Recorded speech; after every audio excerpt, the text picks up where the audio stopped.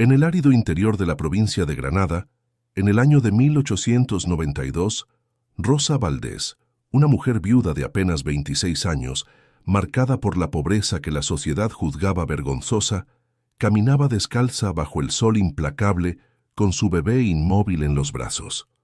La comunidad de Guadix le había cerrado todas las puertas, negándole incluso el consuelo de un pedazo de tierra sagrada para sepultar a su hijo. Pero lo que nadie en aquella mañana de agosto podía prever es que un hombre silenciado por 7 años de luto sería capaz de vislumbrar en el cuerpo exhausto de aquella madre desesperada, no la miseria que todos percibían, sino la dignidad intacta de quien aún pugna cuando ya no queda motivo para hacerlo. Comparta en los comentarios desde dónde sigue esta historia y diga, ¿qué es lo que más conmueve su corazón en un romance de época? ¿Es la superación contra toda probabilidad? ¿El amor que surge de la compasión verdadera? ¿La justicia que finalmente alcanza a los olvidados? Prepárese para una narrativa repleta de dolor transformado en esperanza, soledad rota por ternura inesperada, juicio sustituido por acogida y una segunda oportunidad ofrecida cuando todo parece perdido, donde descubriremos que a veces Dios responde oraciones de entierro con milagros de vida.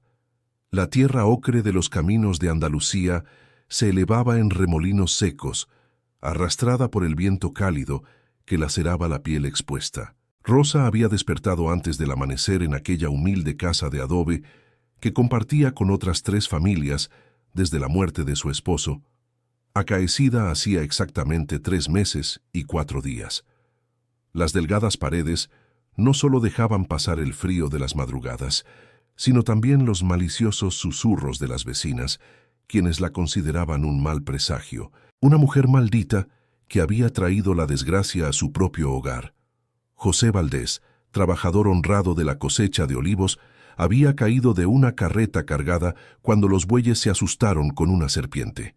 La caída le había quebrado el cuello instantáneamente. Desde entonces, Rosa se había vuelto invisible a los ojos compasivos y demasiado visible a las miradas de reprobación. Sus manos, encallecidas por el trabajo de costura que realizaba desde niña, temblaban mientras preparaba el bulto mínimo que llevaría consigo. Dentro, solo un pedazo de tela limpia para envolver a Mateo cuando llegara el momento, una vela de sebo que había economizado durante semanas, y la partida de nacimiento del niño, único papel que probaba su existencia. El bebé, recostado sobre un chal remendado que había sido de su abuela, no se movía desde hacía horas. Su respiración, antes jadeante y ruidosa por la fiebre que lo consumía desde hacía 5 días, ahora era tan leve, tan imperceptible, que Rosa necesitaba acercar el rostro al diminuto pecho para sentir el hálito casi inexistente de vida. Sus ojitos permanecían cerrados, los párpados translúcidos revelando venas azuladas y frágiles. La piel, antes rosada y suave, ahora presentaba la palidez cerúlea de la muerte inminente. Rosa no era de apariencia delicada, como damas distinguidas esperaban. Su piel, curtida por el sol de los campos, trabajó en la labranza desde niña antes de casarse a los 17. Sus manos no conocían guantes ni cremas, mas bordaban flores en tela rústica con admirable precisión. Cosían desgarros invisibles y acunaban a un hijo con ternura infinita, aún con el desespero gritando en su pecho. Su rostro, marcado por noches sin sueño y días sin alimento, irradiaba una dignidad silenciosa que incomodaba a quienes la querían humillada por completo. En sus ojos castaños, hondos como pozos, había una fuerza incomprensible para quien debía elegir entre sucumbir o resistir lo imposible.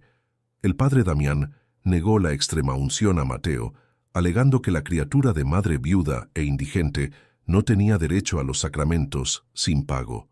El sepulturero le negó sepultura, exigiendo sumas que Rosa jamás reuniría. Las mujeres de la hermandad, que antes compartían alimentos en la dificultad, ahora cruzaban la calle, evitando su encuentro como si la desgracia fuese contagiosa.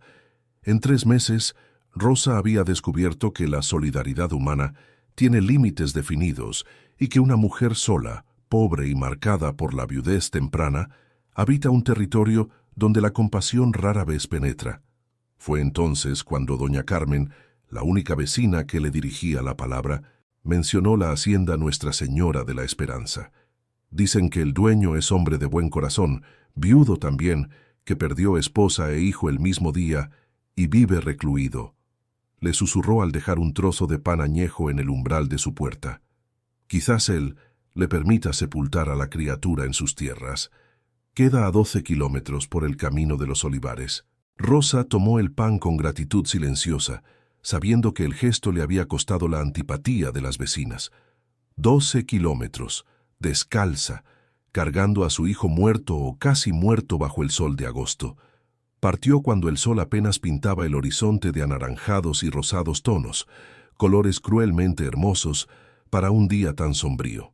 El peso de Mateo, que a los 8 meses debería ser considerable, parecía demasiado ligero, espantosamente leve, como si la vida misma al marcharse dejase solo el envoltorio vacío. Rosa lo mantenía contra el pecho, protegiendo el pequeño rostro del sol naciente con el chal, murmurando oraciones de su madre, fallecida hacía 10 años. Santa Madre de Dios, que conocéis el dolor de perder un hijo, interceded por nosotros. Sus lágrimas se habían secado días atrás, no por pena, sino porque el cuerpo humano tiene límites hasta para producir sal y agua, deshidratado por tristeza y hambre.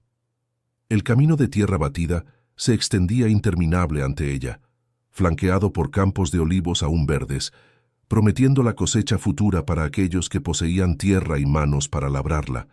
El calor arreciaba a cada hora, transformando el aire en algo denso y de respiración difícil. Rosa se detenía de vez en cuando bajo árboles escasos, no para descansar, sino para comprobar si Mateo aún respiraba. Con cada parada, el terror la invadía al percibir que quizá su movimiento fuese lo único que creaba la ilusión de vida en el pecho del niño. ¿Y si ya se hubiera marchado? ¿Y si estuviera cargando un cuerpo sin alma? Hacia el mediodía, cuando el sol reinaba absoluto e implacable en el cielo sin nubes, Rosa comenzó a tambalearse. Sus pies sangraban, cortados por piedras afiladas y ramas secas.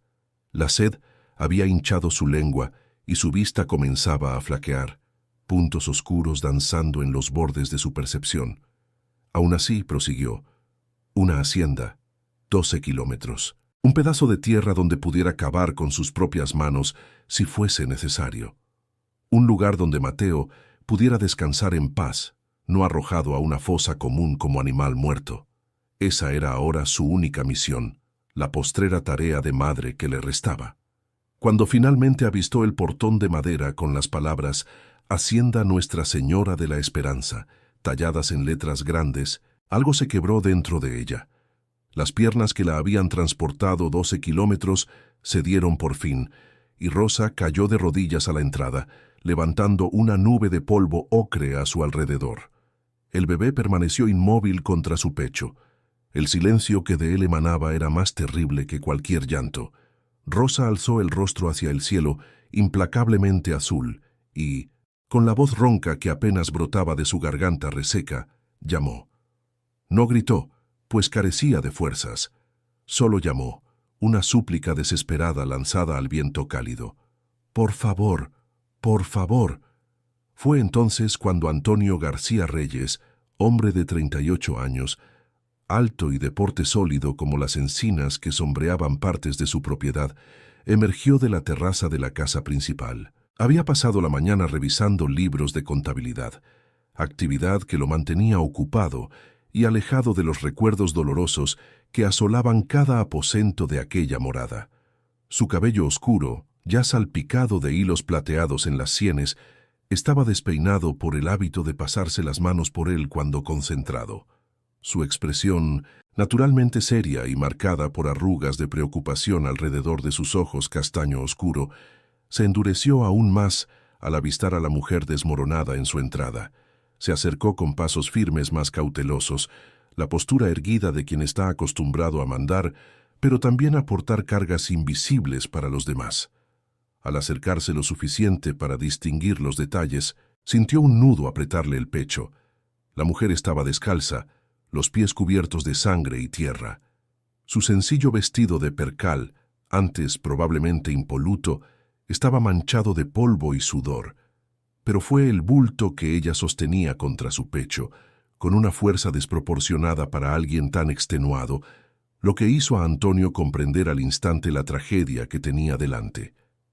«Señora», dijo con voz grave pero no áspera, arrodillándose frente a ella sin importarle el polvo que mancharía sus pantalones de lino. «¿Qué la ha traído hasta aquí?» Rosa alzó los ojos y Antonio vio en ellos un abismo de dolor que reconoció de inmediato, pues habitaba uno similar en su propio ser desde hacía 7 largos años. «Mi hijo», consiguió susurrar, la voz quebrada. «No tengo dónde enterrarlo. Por favor, señor, permítame cavar un hoyo en cualquier rincón de sus tierras. Prometo no importunarle nunca más. Solo un trozo de tierra».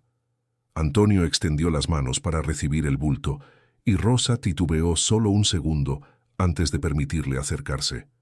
Cuando Antonio apartó con delicadeza el chal que cubría el rostro del niño, preparándose mentalmente para encarar la muerte, sus dedos rozaron la piel del bebé y sintieron calor. Calor tenue, pero presente.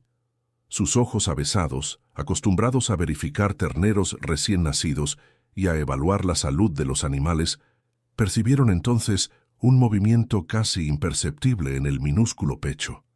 «¡Sofía!», gritó con súbita urgencia, volviéndose hacia la casa.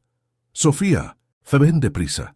Su hermana Sofía, mujer de 42 años con cabellos encanecidos, recogidos en un moño firme, y manos expertas de quien había traído al mundo a decenas de bebés como comadrona respetada de la región, corrió desde la casa con sus faldas levantadas. Se arrodilló junto a su hermano, tomó al niño de sus brazos con gentileza profesional y acercó su oído al pequeño pecho. El silencio que siguió fue torturador. Entonces Sofía alzó los ojos hacia Antonio y en ellos brilló la esperanza. «Está vivo, débil, muy débil, pero vivo. Necesitamos actuar con prontitud». Rosa escuchó esas palabras como si vinieran de muy lejos, a través de agua turbia y espesa. Vivo. Mateo estaba vivo. La combinación de alivio abrumador, extenuación extrema y deshidratación severa fue demasiado para que su cuerpo lo soportara. El mundo giró violentamente, los colores se mezclaron en un torbellino nauseabundo, y ella se desplomó en los brazos de Antonio, quien la sostuvo antes de que golpeara su cabeza contra las piedras del camino. Su último pensamiento consciente, antes de que la oscuridad la envolviera por completo, fue que, finalmente, por primera vez en 3 meses, alguien la había sostenido cuando ella cayó. La travesía desde el portón de la hacienda hasta la casa fue breve en distancia, mas infinita en significado. Antonio García Reyes cargó a Rosa Valdés en sus brazos, consciente del peso alarmantemente liviano de aquel cuerpo exhausto, mientras Sofía García Reyes avanzaba con Mateo, susurrando instrucciones urgentes a las criadas que acudían presurosas a su encuentro. Agua tibia, no fría, paños limpios, caldo de ave, miel, si la hay, deprisa. La casa, una construcción amplia de adobe y madera con un portal que circundaba todo el perímetro, bulló en súbita actividad, rompiendo el melancólico silencio que la había habitado por años. Sofía preparó una de las habitaciones traseras, un espacio sencillo pero impoluto, con una ventana que daba al huerto de almendros. Antonio la depositó en el lecho con extremo cuidado, como si ella estuviera hecha de un cristal demasiado frágil. La mujer permanecía inconsciente, su rostro surcado por líneas de sufrimiento, incluso en el desmayo, sus labios agrietados, murmurando palabras incomprensibles. «Vaya, Antonio», dijo Sofía con firmeza, mientras comenzaba a retirar los zapatos inexistentes de Rosa y a limpiar sus pies heridos. «Llame al doctor Fuentes, tanto para ella como para el niño. Diga que es urgente». Antonio titubeó un instante brevísimo, sus ojos fijos en el rostro de Rosa. Había algo en aquella mujer que lo turbaba de una manera que no lograba nombrar.